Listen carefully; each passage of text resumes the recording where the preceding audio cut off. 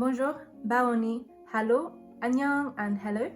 Welcome guys back to another video.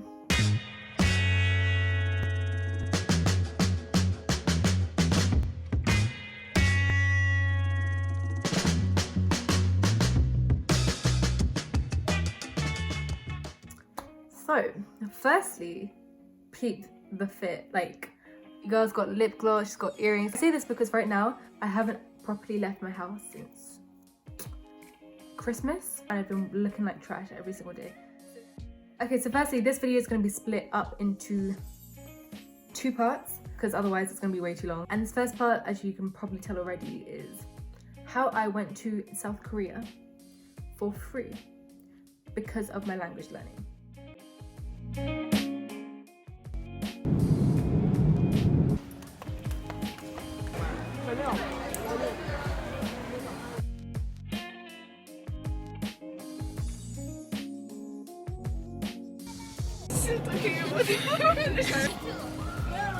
안녕하세요.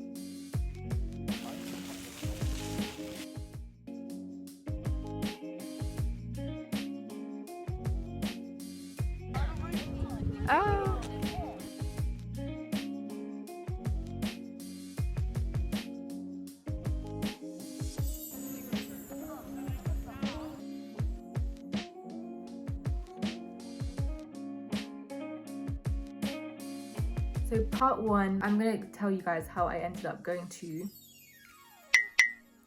South Korea for free as a result of my language learning. And that was 2 years ago. That was summer 2019. And when I tell you it was free, I literally mean like completely free. Plane tickets paid for, accommodation paid for, transport paid for, all the activities paid for. It was basically as part of this program called Global Korean Scholarship Program for high school students.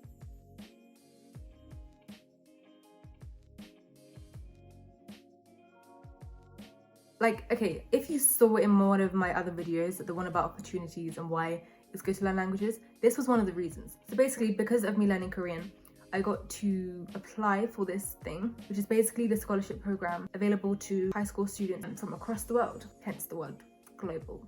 And basically, they selected some students from lots of different countries, and I was selected as one of the 2 people from the UK to represent the UK on this trip. So without further ado, I'm going to get into the intricacies of how I actually ended up going, finding out about this, applying, stuff like that. So I'll give you the circumstances and just the whole general situation. So yeah, let's get into the video. Okay, so basically, I started learning Korean when I was roughly 13 because I watched this K-drama. Then I was like, oh, that opened my eyes to the Eastern Asian world. And for some reason, I decided that I want to learn one of these languages. So I thought, okay, let me look into Chinese, Mandarin. I never actually started learning it, but I just Googled, like, how hard is it to learn Mandarin? And it was, like, really hard. So I just thought, okay. And I found out Korean was quite easy to learn. It was much easier, I think. Anyway, I digress. So I was learning that by myself on the internet. Here's a video of how I learned Korean. And then in my school, within the following years, we got a new math teacher, this lady called, and she was Korean, like she could speak Korean as well. And I was like, okay, maybe she could help me.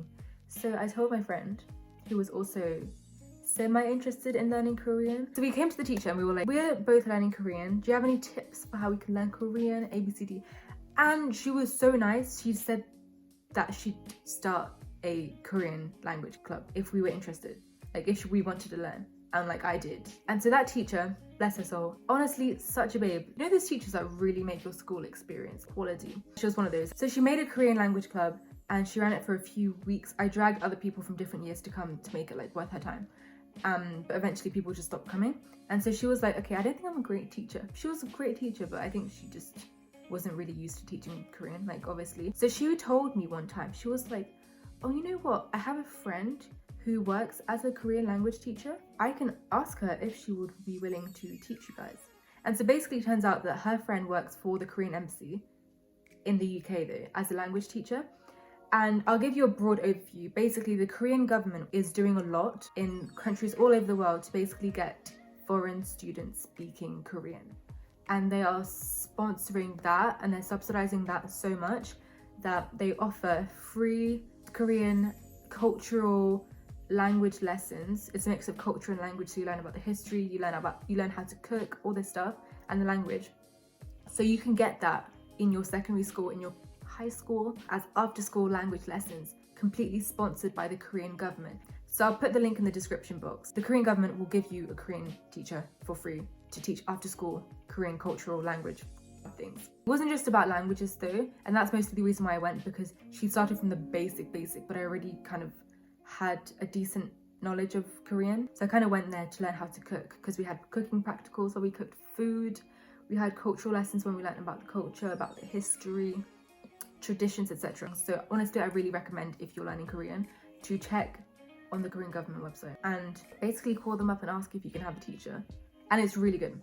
And so basically my teacher knew the woman who worked as these kind of teachers, and she was like, I can ask her if she wants to like do this after school. And then from then on, we had this official proper Korean language cultural teacher who came to our school every day after school. Every Wednesday after school, and taught us that. And so this is where I found the opportunity to go to South Korea.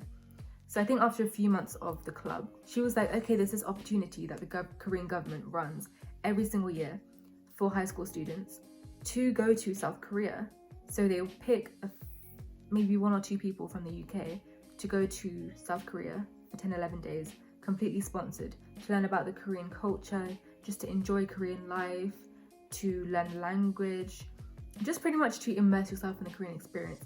It's something about building like global leaders for the future, improve the relationship between South Korea and different countries around the world. And this scholarship thing was about doing that. So she advertised it to us, and we were like, oh, how many people get to go? And she said like 1 or 2, and we were like, ah, okay. So we applied for it, and I was like, oh, this is really cool, but you know, who thinks you're actually gonna get picked? And so I applied for it. I wrote like this application thing. It was like a side of A4 on pretty much why I think I would be a good candidate to go. She collects all the applications from the club.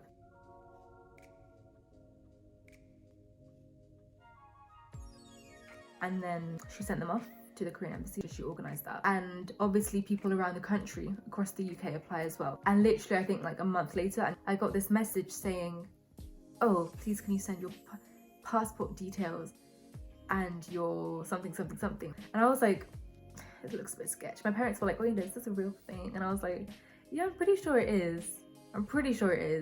I wasn't about to get Nigerian prints by the Korean government. But anyway, I didn't even see the email until my Korean teacher, my maths teacher actually, contacted my mum, like called my mum. And she was like, can you get Oyinda to check the email, like ASAP?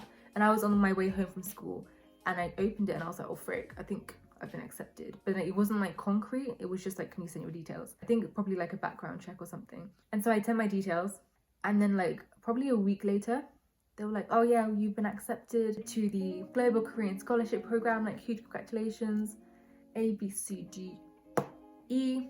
And I was screaming. I remember I found out in the morning on the way to school, and I was like crying by myself. I was like, oh my gosh, this did not just happen. And I was really, really happy because I didn't think I'd actually get accepted. Thank God, because that was a miracle and a half. Yeah, and within literally 1 or 2 weeks, they sent me my plane tickets. So this was probably like May. This thing happened very like close to the date of travel, but the application thing got sorted like in May, I'm pretty sure. And the trip was in July. But I got my plane ticket, I got everything. Yeah, I didn't have to apply for a visa or anything like that. Yeah, so they sent me all that within 2 weeks probably. Like, I'm telling you, the Korean government, the organisers of that trip were efficient. I feel like if it was a British trip, that would have taken a lot longer than that. But anyway, so I got my tickets, and then they sent me like emails, details of the trip, like the itinerary and stuff. They added me to this group chat, and then I found out who was going on the trip. I think it was 30 of us. It was 2 girls from the UK, myself and this other girl. 5 people from Australia, 2 people from France, and 1 girl from Germany, 1 girl from New Zealand, 2 girls from Canada, 2 girls from Vietnam, 5 people from Thailand, 3 girls from Kazakhstan.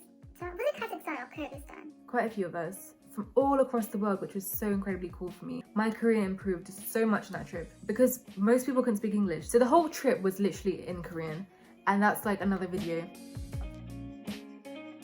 And that's how I got the opportunity to go to South Korea for free for 10 days. But yeah, stay tuned for part 2. What I did, the people that were there, everything. If you've watched all the way to the end, thank you so much.